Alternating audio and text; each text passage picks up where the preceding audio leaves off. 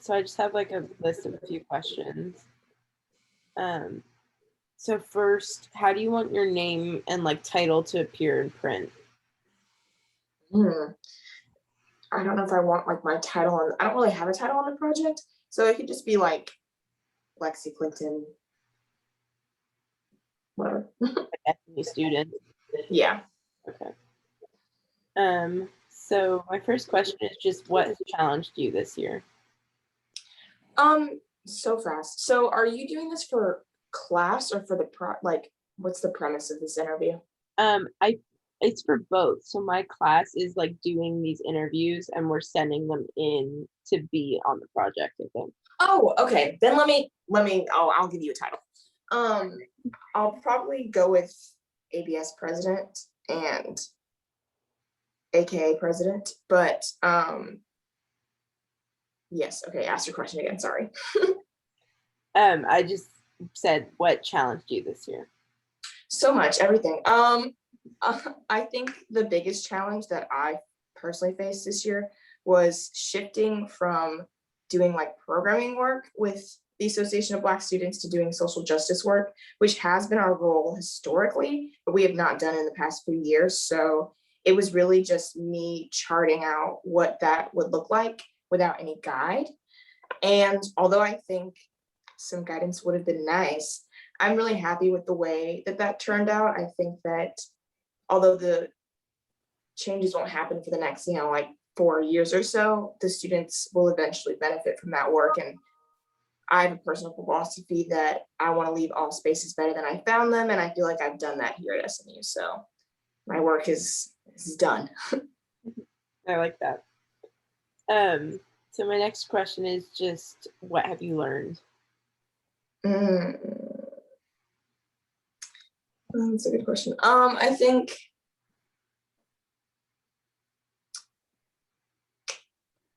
I learned more of my own limits. And I think I also learned that I think our generation really cares about the idea of mental health and the idea of self-care. But in reality, like companies and organizations and universities don't give a shit about that at all. And they were not opposed to using students like me or, whatever for anything and everything. And even if we took a step back, they were like, well, now this is your fault if something goes wrong. So I think everyone wants to talk about, oh, you need to care about your mental health, you need to take a mental health day. But in reality, that's unrealistic and frowned upon by, older generations or the people who are basically in charge of us. So that was fun to learn. But, I guess it is what it is. Yeah. So this question is kind of, I know what you're going to say, but what have you had to fight for? I think a lot of things. I think in my personal life, I had to fight for like respect, which was fun. And I think even in the Black community at this university, I had to fight for respect because there's definitely a gap in leadership because there's a lot of seniors who are not participating in the community as of right now, in part because of the pandemic, because they're remote, and also in part because the university didn't treat us right. So I really felt quite responsible for teaching the younger students the processes of the university, the processes that they don't tell you about, and things like that, which ended up just backfiring on me. And I think that, yes, I did have to fight for like, the betterment of the community, Black community here at SMU.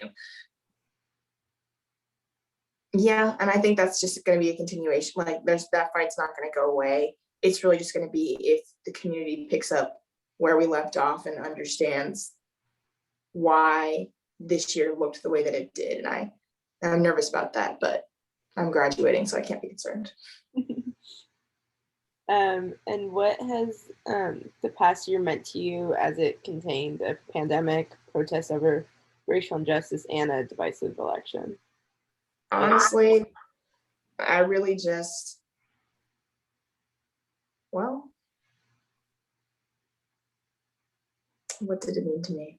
Nothing, I guess. In theory, like, what a wash of a year, like, throw it out. Yeah.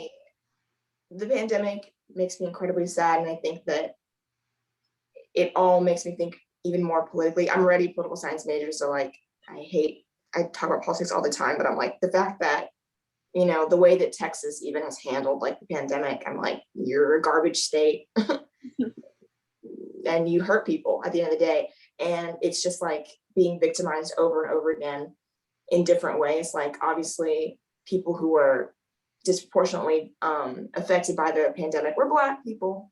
So that was annoying. And then we were getting killed, and that really was annoying. And then whatever stuff in my personal life, which was annoying. And then I came back to school, and then they were like, we don't want to help you all. And I was like, dang, can we catch a break? And it really felt like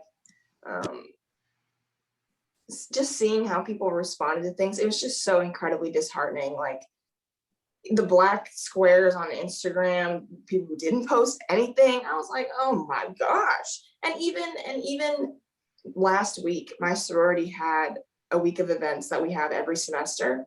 Not, I think, one singular person from another, what are they called? From another council came. So that was disgusting and ugly. And I sent all of the presidents an email. I said, hey, y'all, you suck. I was like, you guys totally had an opportunity to show 1 ounce of care about Greek unity and diversity and inclusion that you all claim to care about this summer, that you all claim to get. You just got new officers that are diversity and inclusion officers. Mm-hmm. And here we are. And then they were all like, oh my gosh, I'm so sorry. And I was like, I'm so tired of being nice about it. And I think that people were like, oh my gosh, like Lexi, like that was so aggressive. But I'm like, I really could care less, because are we not in 2021? Are we not killing Black people when everyone wanted to say they cared? And now you can't show up to an event. So I'm not concerned about being nice about things anymore. I'm not concerned about my responsibility as much to be nice and to be a pillar of this community, because at the end of the day, like the university will, or administration, or even the community will continuously knock people down. So I'm like, there's no reason for me to be nice about it anymore. Yeah. Which I think the year overall just made me very jaded. Yeah. And what has been the toughest part of the last year for you? The shift in my personal relationships. I think that since we're graduating, or at least I'm graduating soon, and all my friends are like, oh, I'm moving here, oh, I'm staying here. It's, it's tricky to maintain those relationships. And I care very deeply about all of my relationships. So that's been very difficult for me to navigate, because obviously some people are going to fall to the wayside, and it makes me sad. So I think the shift and dramatic change in most of my personal relationships this year have been the most difficult part, because it just felt like not only was my academic and like school life in shambles, because the university was like, help the Black community, then I had to, whenever I was in social time, I also had to deal with issues. So yeah, felt like there was no peace. And then just my last question is, as a student leader, how have you seen change on campus this year? If only I could say I have. Yeah, I think that ABS has moved the needle. I truly believe that we have moved the needle for the next generation of Black students on this campus. Although, like, again, those benefits won't come for 2 to 5 years. Regardless, getting the promises of those benefits, I'm like, boom, I've done it. We've done the work. Honestly, yeah, I think I love this university. I think the community is very ugly. I think these students are ignorant, willfully, childish. Yeah, like the election is going on for student senate, all of the VP candidates, and I'll name them, they messaged me. They're like, oh, I would love to come talk to ABS. I said, have you been to an event? I said, no, but I'm an ally. And I responded, I said, no, you're not. How dare you claim allyship when you know nothing about our community or our struggles? So that was ugly and disgusting. And I felt like that culminated a lot of what I had seen this past year, just like a fake interest in social justice, because it doesn't affect them.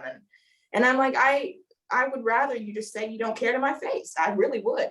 I'm a very blunt person, and if you don't want to work on social justice stuff that doesn't affect you, girl, I don't want to work on it. It's annoying and it hurts my feelings to have to work on it every day because nobody even wants to help us. So yeah, overall, I think SMU has not moved out of its own little bubble.